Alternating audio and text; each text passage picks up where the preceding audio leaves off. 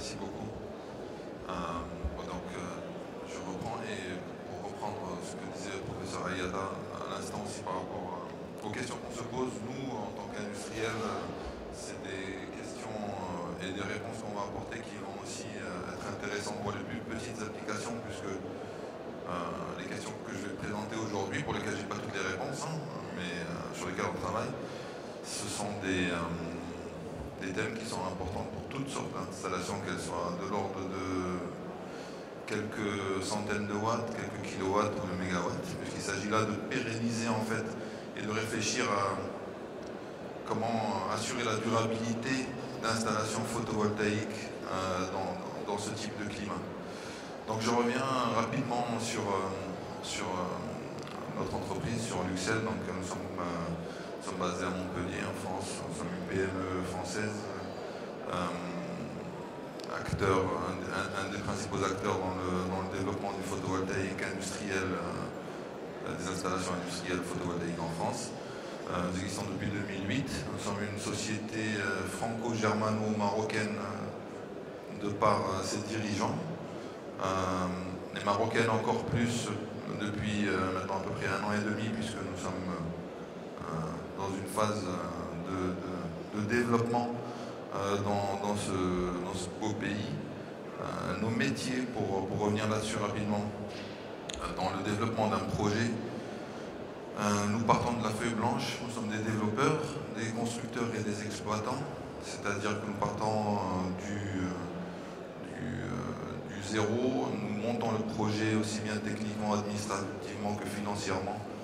Nous le construisons avec une ingénierie interne et nous l'exploitons. Donc nous sommes aussi producteurs de kilowattheures aujourd'hui en France. Et nous avons nos équipes d'exploitation et de maintenance qui s'occupent de la gestion technique et commerciale de ces installations. Donc à ce jour, nous avons réalisé, ou nous exploitons environ 90 MW crête en installation au sol et en toiture, comme je le disais tout à l'heure, plutôt de l'ordre des centaines de kilowatts jusqu'aux plusieurs dizaines de mégawatts. Ça pour Luxel, passons peut-être au thème qui nous intéresse aujourd'hui. Donc, comme je le disais tout à l'heure, il y a maintenant quelques années que nous travaillons sur le développement de projets au Maroc. Le Maroc a un gros potentiel solaire. Les problématiques d'intégration au réseau, etc. Ça, je ne vais pas revenir là-dessus. Ce qui m'intéresse aujourd'hui, c'est quelles sont les questions que nous devons nous poser techniquement pour que, comme en France ou autre part, ou dans les pays européens ou autres, qui ont déjà développé cette technologie de manière importante, comment s'assurer de la durabilité, de la pérennité de cette installation qui est montée, qui est financée sur une durée de vie de 20 ans au minimum. Est-ce que les composantes qu'on a utilisées aujourd'hui en France, en Allemagne et autre part, en Italie, en Espagne, au Japon, aux États-Unis, est-ce qu'ils sont adaptés pour les climats que nous allons rencontrer aujourd'hui, ou les climats où surtout au Maroc la rentabilité de ces projets est certaine. Ce qui est sûr, c'est qu'aujourd'hui la rentabilité de ces projets-là au Maroc, elle n'est donnée que dans des zones à très forte irradiation, à forte ou très forte relativement pour le Maroc, c'est-à-dire plutôt pour une frange sud du pays. Cette carte, on n'arrive pas à lire malheureusement, c'est un peu petit. Il y a une donnée intéressante qui est en fait l'irradiation bien sûr, mais aussi surtout le ratio en watts installés par habitant dans les différentes zones, dans les 6 zones de la planète, de cette zone. Et là, on lit bien le grand potentiel qu'il y a bien sûr en Afrique, encore ça tout le monde le sait. Les développements récents qu'il y a eu en Amérique du Sud et notamment au Chili montrent qu'aujourd'hui dans de nombreux pays, la parité réseau est déjà atteinte, voire en cours d'être atteinte. Et juste par rapport à un article que j'ai lu dernièrement, entre les pays qui sont nommés par tous les instituts spécialisé d'études de rentabilité photovoltaïque, le Maroc apparaît très haut dans la liste.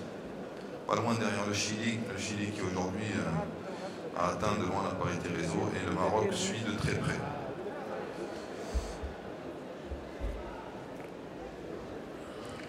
Donc justement, pour focaliser, mettre le focus sur le Maroc par rapport à la problématique ou la thématique du climat. Au Maroc, on rencontre bien sûr différentes zones climatiques et très diversifiées, mais la majorité peut être qualifiée d'aride, très aride ou semi-aride. Aride est un terme qui définit tout simplement, en fait, qui est caractérisé par une précipitation faible. Ça peut être donc plus ou moins chaud. Au Maroc, on a donc l'aridité et on a la température, très haute température. Fluctuations de température ne sont pas si élevées, du moins dans la majorité du pays.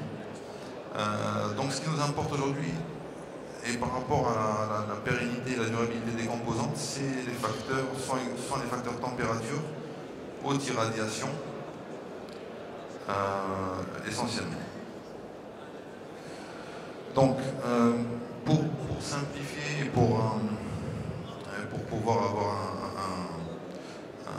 un linéaire dans la présentation, j'ai voulu prendre l'exemple d'une centrale photovoltaïque au sol, d'une taille intermédiaire d'environ 1 MW. Pourquoi ce choix-là? Parce que la spécificité de la centrale photovoltaïque au sol, c'est qu'elle est fortement exposée, qu'elle se répand sur une grande surface, qu'elle a un grand besoin d'entretien en termes environnemental, et que les composantes électriques ne sont pas protégées. C'est-à-dire électriques dans le sens du cœur du système de la transformation, donc l'onduleur, les transformateurs, tout ce qui est distribution électrique, sont fortement exposés, ce qui n'est pas le cas dans les bâtiments. Donc de quoi est constituée une centrale photovoltaïque au sol? Bon, bien sûr, majorité de panneaux, ça c'est certain. En deuxième place, en termes de volume, vient la structure, le support, qui est constitué d'acier ou d'aluminium ou d'aluminium, je dirais essentiellement. Puis viennent les câbles, des kilomètres et des kilomètres de câbles, des dizaines, parfois des centaines de kilomètres de câbles. Les postes de conversion, qui sont notamment constitués des onduleurs et de la partie distribution basse tension et transformation basse à haute tension. Et puis il y a tout ce qu'il y a de périphérique, c'est-à-dire les infrastructures, les clôtures portails, les systèmes de sécurité, de supervision. Donc parmi ces composantes, quelles sont leurs sensibilités par rapport au climat, par rapport aux effets de température, poussière, ultraviolet? J'ai essayé de récapituler ça. Au milieu, la colonne du milieu répertorie la quantité ou le volume de chacune des composantes, des principales composantes. Donc comme on voit là, sur une centrale d'1 MW, donc 1000 kW, il y a environ, avec la technologie aujourd'hui utilisée dans l'industrie, on est à peu près 4000 modules, des structures de support, énormément d'acier. Et puis vous voyez, pour une centrale d'1 MW, on a eu 8,5 km environ de câbles électriques petite section, des câbles de 4 mm avec un isolant, c'est du cuivre, quelques centaines de mètres de gros câbles courant continu ou alternatifs qui sont pour la plupart du temps enterrés, ce qui fait que leur degré de sensibilité est quasi nul. Et puis nous avons la partie distribution et transformation qui, elle, alors au niveau des coufrets électriques, des onduleurs qui peuvent être soit centralisés, soit ce qu'on appelle des onduleurs string, c'est-à-dire décentralisés, des petites unités qui sont montées dans les champs, à contrario de l'option 1 qui est indiquée ici, des onduleurs centralisés, qui eux sont des gros groupes de puissance qui sont soit également à l'extérieur, soit dans des bâtiments. Et puis on a toute la partie transformation, distribution électrique. Donc de ce tableau, ce qu'on voit, c'est que la sensibilité sensibilité, elle est surtout au niveau des modules et au niveau de tout ce qui est distribution et transport d'électricité. Maintenant, on a vu la distribution en termes de volume de matériaux, comment est distribué le coût de la centrale. Le coût de la centrale, si on ne considère que les composantes, bien sûr. Sur l'investissement global, en termes de composantes toujours, on ne parle pas de manutention, vous voyez que les modules peuvent faire facilement 60% de l'investissement, suivi de tout ce qui est transformation, distribution électrique, des onduleurs et des structures de support. Ça, on va revenir là-dessus plus tard. Les structures de support, naturellement, ont une très faible sensibilité à l'environnement, vu que c'est que de l'acier et de l'alu. Par contre, il y a un point important à noter ici, c'est que sur les câbles, on voit que le coût, la part du coût d'investissement dans les composantes est relativement faible. Par contre, leur sensibilité est élevée. Et l'impact est donné non pas par la dégradation, par l'investissement, mais par l'opération et la maintenance. C'est-à-dire que ce sont des éléments sensibles qui, en cas de dégradation, vont avoir un impact direct sur la production et sur le rendement de la centrale.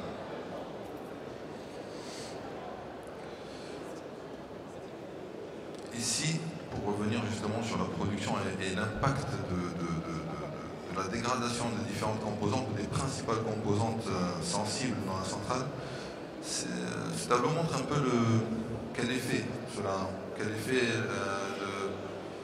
la dégradation des différentes composantes peut avoir sur la production. Donc tout d'abord, quelles sont les principales causes, les origines de la dégradation? Donc on voit bien là, si on voit sur la deuxième colonne, on retrouve toujours température. La température sur l'ensemble des composantes a un impact. On retrouve la poussière, qui va surtout perturber le fonctionnement des modules naturellement, mais qui peut aussi engendrer des dégâts importants sur tout ce qui est toute l'électronique de la centrale, donc sur les onduleurs. Et puis on retrouve pour certains points le facteur ultraviolet, donc la forte intensité d'ultraviolet qu'on retrouve dans les zones arides, qui vont dégrader les autres composantes de l'installation. Donc pour résumer, je voulais revenir sur deux principales composantes en fait ici, ce sont les modules et les onduleurs. Alors les modules, bien sûr, c'est, je dirais, au niveau de la recherche, le développement des fabricants, c'est un thème essentiel. Aujourd'hui, en zone aride ou aride extrême, il y a quelques installations, de très grandes installations d'ailleurs, qui sont déjà réalisées, qui sont déjà au réseau. Et souvent, on installe ce qui marche, donc ce qui fonctionne, donc ce qui a été utilisé dans les zones un peu plus tempérées du monde. Et les fabricants de modules commencent à avoir des retours d'expérience terrain, ce qui fait qu'ils se posent de plus en plus de questions et améliorent au fur et à mesure leurs matériaux. Ces quelques courbes montrent les impacts et les sensibilités des modules. Donc, les principaux facteurs de dégradation ou ayant un impact sur le module sont l'irradiation d'une part et la température.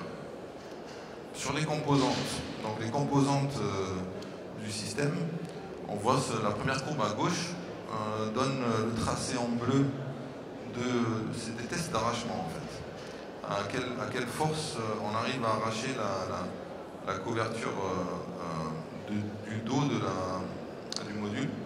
Et on voit qu'avec une forte température, qui est la courbe rouge, la sensibilité de cette composante est bien sûr accentuée. Sur la deuxième courbe, on voit le rendement du module en rouge selon le rendement de l'irradiation. Là, on voit qu'il y a une légère baisse au bout de la courbe. Et le troisième, qui est la température. Nous savons dans notre domaine, la température a un très fort impact sur le rendement du module. On va retrouver une baisse linéaire avec l'augmentation de la température. Alors ce facteur, dont nous tenons naturellement toujours compte dans le dimensionnement, est spécifiquement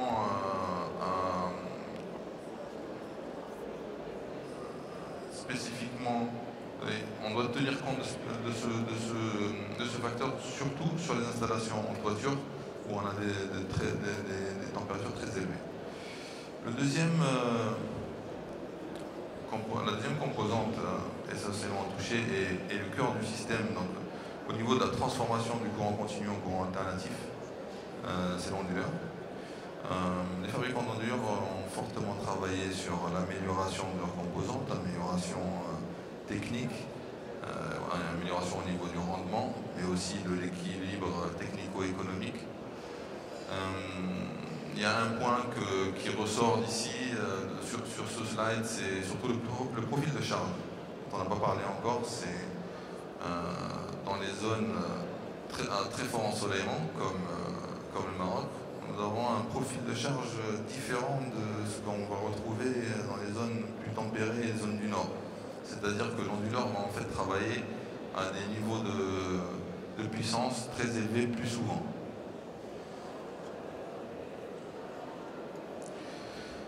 Et donc, rapidement, quelles sont maintenant les mesures correctives auxquelles il faut réfléchir, qu'il faut prendre pour pouvoir atténuer l'impact et surtout quel impact ont-ils sur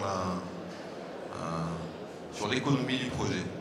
Alors on voit que la majorité des mesures correctives qu'on va trouver et qu'on va appliquer vont avoir un impact sur le coût d'investissement en fait. Aujourd'hui, les premières estimations font que sur le coût des composantes, on va retrouver un coût d'investissement à peu près 10 à 15% plus élevé que sur les installations qu'on a en Europe, dans les zones plus au nord. Et va se rajouter à cela un surcoût dans les charges d'exploitation, surtout par rapport à la poussière et aux dégradations des matériaux, des modules et sur les câbles. Donc voilà, je crois que j'ai déjà mangé mon temps. C'était donc ce qui est important pour nous, maintenant qu'on arrive dans une phase où les premières installations industrielles vont être réalisées ici au Maroc, c'est de transposer, comme je le disais tout à l'heure, les choix qu'on a fait aux conditions locales. Et pour ça, il faut, à mon avis,